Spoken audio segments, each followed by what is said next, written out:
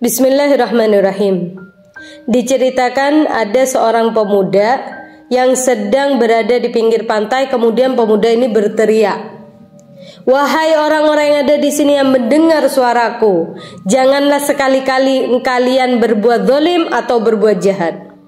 Maka orang-orang yang ada di pinggir pantai itu pada heran, ada apa dengan pemuda ini? Gak ada angin, gak ada hujan, tiba-tiba berteriak seperti itu, mengingatkan orang-orang untuk tidak berbuat zalim, untuk tidak berbuat jahat. Akhirnya ada seseorang yang mendatangi pemuda ini. "Wahai pemuda, ada apa denganmu hingga engkau memperingatkan kepada kami supaya tidak berbuat zalim atau berbuat jahat?" Kemudian pemuda ini pun berkisah bahwasanya dulu saya itu bekerja sebagai petugas keamanan.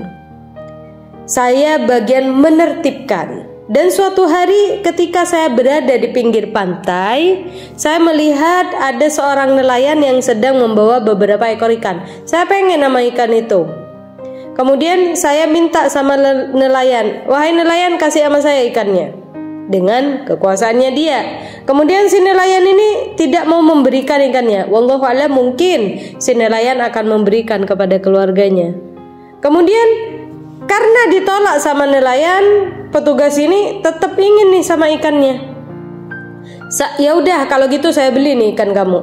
Nelayan ini tetap bersikeras gak mau ngasih ikannya.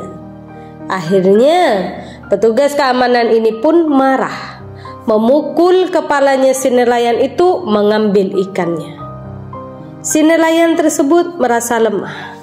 Karena apa? Yang ada di hadapannya orang yang punya jabatan, orang yang berkuasa, seorang petugas keamanan. Dia merasa lemah, dia nggak bisa apa-apa.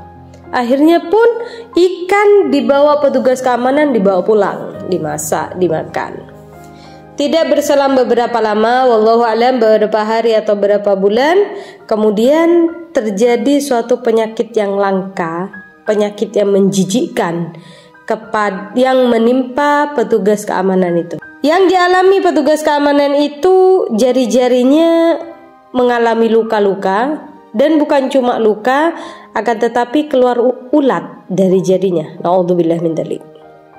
Jadi penyakit yang langka ya, udah berobat sana sini, jari ini keluar ulat, naudzubillah, sehingga mengeluarkan bau yang busuk. Tidak berselang beberapa lama ketika dia menderita seperti itu, petugas keamanan ini mimpi bahwasanya kamu itu mengalami penyakit yang langka seperti ini, mengalami penyakit yang menjijikkan seperti ini karena perbuatan zalimmu kepada nelayan yang engkau ambil ikannya. Akhirnya terbangunlah si petugas keamanan ini dari mimpinya. Kemudian petugas keamanan ini menyusuri pantai di mana dia dulu mengambil ikan dari nelayan. Dia cari nelayan yang pernah didolimi sama dia. Setelah sampai bertemu dengan nelayan yang pernah didolimi sama dia, "Wahai nelayan, maafkan saya minta maaf sama kamu, tolong doain saya sembuh. Apa yang kamu katakan kepada saya, apa yang kau sebutkan, apa yang kau doakan kepada Allah tentang saya, hingga saya menderita penyakit seperti ini." Kemudian si nelayan ini mengatakan bahwasanya, "Siapa kamu? Saya nggak kenal kamu." Karena kejadiannya lumayan lama sehingga nelayan pun lupa bahwasanya yang ada di hadapannya adalah orang yang pernah merebut ikannya, bahkan memukul kepalanya. Kemudian si petugas keamanan ini pun berkisah bahwasanya dulu saya yang ngambil ikan kamu, yang pernah memukuli kamu, yang pernah zalim, yang pernah jahat sama kamu, merampas ikan yang kamu dapat. Akhirnya si nelayan ini pun melihat keadaannya petugas keamanan itu pun tidak tega. Kemudian dia berdoa, "Ya Rabb, apa yang saya minta kepadamu tentang perbuatan zalim dari petugas keamanan ini, saya rela ya Rabb, saya ridho ya Rabb, saya maafkan dia, maka sembuhkanlah penyakitnya dia." Setelah kejadian itu, dapat beberapa lama berangsur sembuh penyakit dari petugas keamanan. Yang awalnya keluar ulat dari jari jemarinya, berangsur sembuh karena ridhonya si nelayan yang pernah didolimi sama dia. Hingga suatu hari si petugas keamanan ini pun mengundang nelayan untuk bertamu ke rumahnya. Ketika mereka bertemu di rumahnya si petugas keamanan ini, petugas keamanan tanya, doa apa yang engkau panjatkan sama Allah di saat saya menzalimi kamu hingga saya itu memiliki penyakit yang langka? Kemudian kata petugas keamanan ini bahwasanya saya berdoa sama Allah, ya Allah, ini orang punya jabatan, ini orang punya kekuasaan, sehingga dengan kekuasaannya dia menzalimi saya yang lemah. Saya nggak bisa ngebalas kezalimannya, saya nggak bisa membalas kejahatannya dia kepada saya yang lemah ini, maka ya Rabb, balaslah dia dengan balasanmu. Itu ya, doanya orang zalim tidak pernah ditolak oleh Allah Subhanahu wa taala. Ini peringatan buat kita, jangan pernah berbuat jahat sama siapapun. Bahkan kata Rasulullah, sama orang yang non muslim pun kita harus berbuat baik, tidak boleh berbuat zalim selama mereka tidak mengganggu kepada kita. Dan kepada orang yang fasik sekalipun, orang yang suka bermaksiat, orang yang melakukan dosa-dosa yang besar pun, kita tidak boleh melakukan perbuatan zalim kepada mereka yang tidak ada kaitan dengan kita. Maksudnya kalau dia tidak mengganggu sama kita, kita nggak boleh berbuat zalim sama mereka. Kita nggak boleh berbuat jahat sama mereka. Karena doanya orang zalim ini adalah doa yang tidak pernah ditolak oleh Allah Subhanahu wa taala. Hingga hal ini pun disabdakan oleh Rasulullah sallallahu alaihi wasallam, "Ittaqu da'watal mazlum." Takutlah kalian kepada doanya orang yang kalian zalimi. Fa innaha tuhmalu 'alal ghamam, karena sesungguhnya ia akan dibawa ke atas awan. Doanya itu dinaikkan oleh Allah Subhanahu wa taala.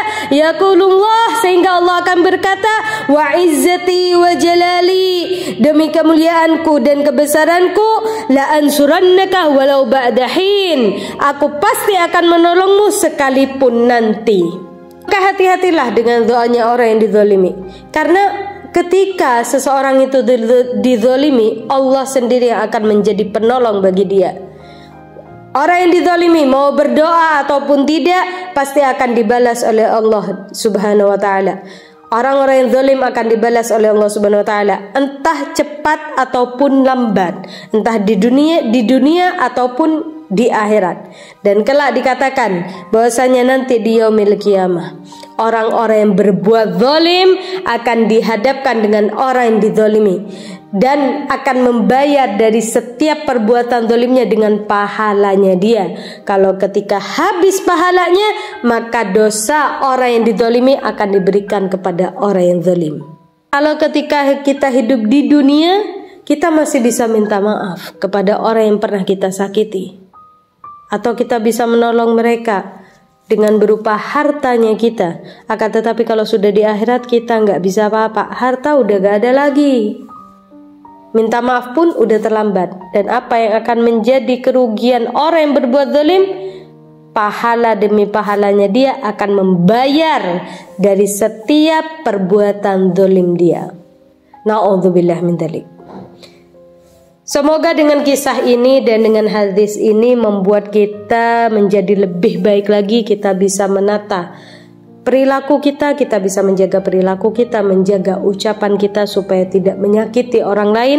Dan bagi kita yang saat ini sedang mengemban sebuah tugas, Allah kasih amanah sama kita, Allah kasih jabatan nama kita, ayo gunakan jabatan itu demi meraih ridhonya Allah Subhanahu wa taala. Jangan sekali-kali dengan jabatan yang Allah berikan kepada kita, kita gunakan untuk berbuat zalim atau melakukan hal-hal yang tidak diridhai oleh Allah Subhanahu wa taala. Na'udzubillah min dzalik. Wallahu a'lam bishawab. Semoga bermanfaat. Assalamualaikum warahmatullahi wabarakatuh.